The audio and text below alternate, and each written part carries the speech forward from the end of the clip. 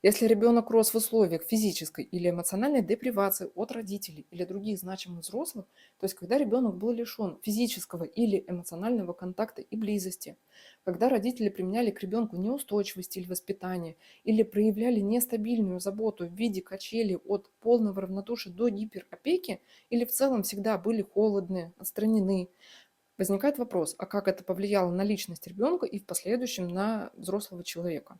Чтобы ответить на этот вопрос, но опираясь на науку, давайте посмотрим периодизацию психосоциального развития, предложенную Эриком Эриксоном. Он выделяет 8 стадий психосоциального развития и на каждой стадии описывает социальные условия, которые в наибольшей степени повлияли на формирование личности. Так, на первой стадии до года у ребенка формируется базовое доверие или недоверие к миру.